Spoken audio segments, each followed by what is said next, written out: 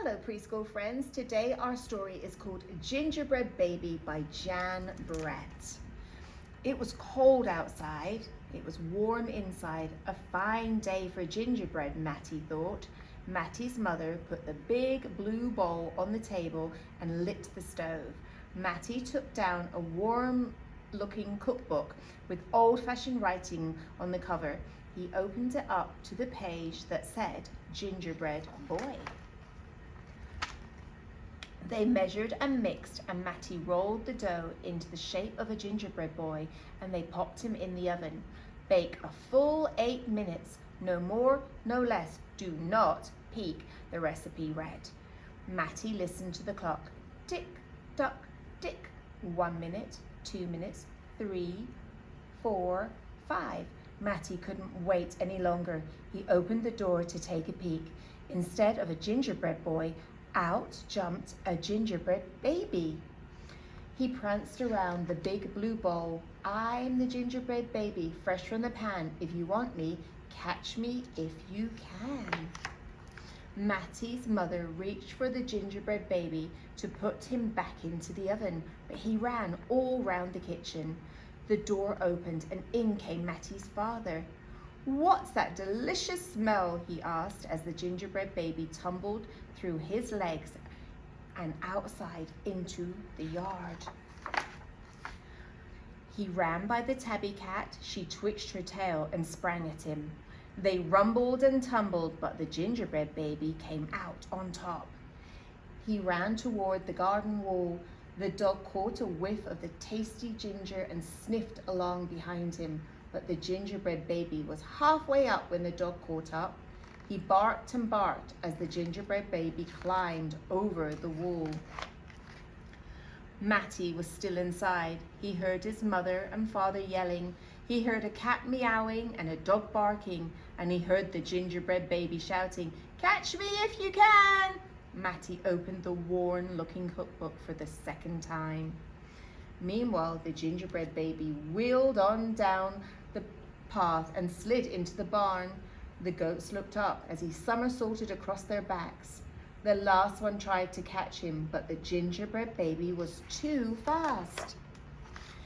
Martha and Madeline were standing by the well, and when the gingerbread baby stopped to take a drink, they looked at each other and winked. Martha started to talk to him while Madeline tiptoed up behind him with the bucket. But they couldn't fool that gingerbread baby. He took a braid from Martha and a braid from Madeline and tied them in a knot and ran down the road. Back in the house, Matty stirred and mixed and rolled the dough. He shaped it and put it into a pan and into the oven. Tick, tock, tick. 8 long minutes. And this time he didn't peek. I will catch him if I can, Matty said to himself. As he was bouncing along, the gingerbread baby saw a farm wagon just ahead. He jumped in and settled down for the ride next to a mama pig. The smell of gingerbread was too much for her. She tossed him high into the air, closed her eyes and opened her mouth. But the gingerbread baby twisted in the air and came down hard on her porky snout.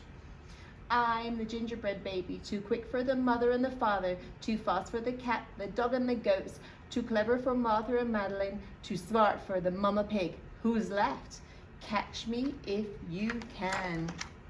Feeling smug, the gingerbread baby strolled along by himself until he came to a bridge that crossed over to the village, and just as he got to the middle, he heard running feet behind him and saw a crowd of villagers ahead of him. The gingerbread baby was trapped. He jumped onto the railing, backflipped through the air, and landed on a chunk of ice floating down the river. The ice bobbed along with the gingerbread baby dancing on top and singing in a loud voice, "Look at me, and what do you see? The best gingerbread baby ever," until he got his feet cold and he jumped to shore. Who was watching from the trees? It was the fox. He crept up behind the gingerbread baby, ready to eat him up. But the fox couldn't help himself.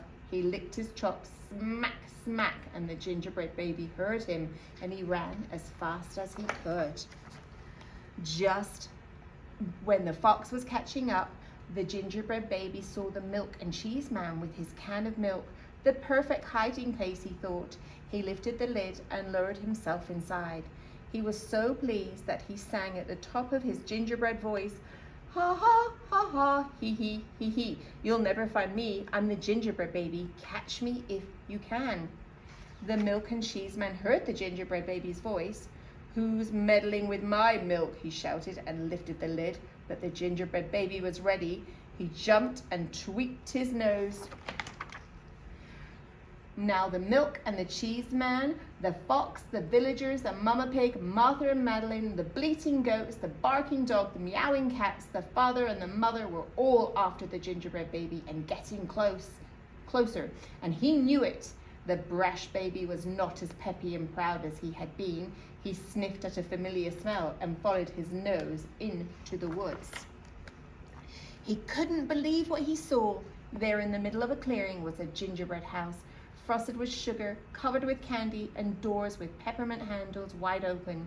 The gingerbread baby clapped his hands with glee and ran inside. In a tick-tock tick, everyone arrived in the middle of the clearing, but all they found were a few bits of frosting, a peppermint candy, and some crumbs. The father explained, "The gingerbread baby has finally met his match." "I wonder who it was." The mother said, "Let's go home and tell Matty."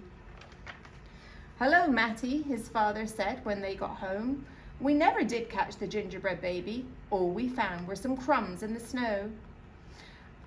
"I see you have been busy," his mother said, looking at the gingerbread house Matty was holding. "Too bad we never caught that gingerbread baby." "Too bad," said Matty. Only Matty could hear the tiny voice from inside the gingerbread house. "I'm the little gingerbread baby, lucky as can be to be living in the house that Matty made for me."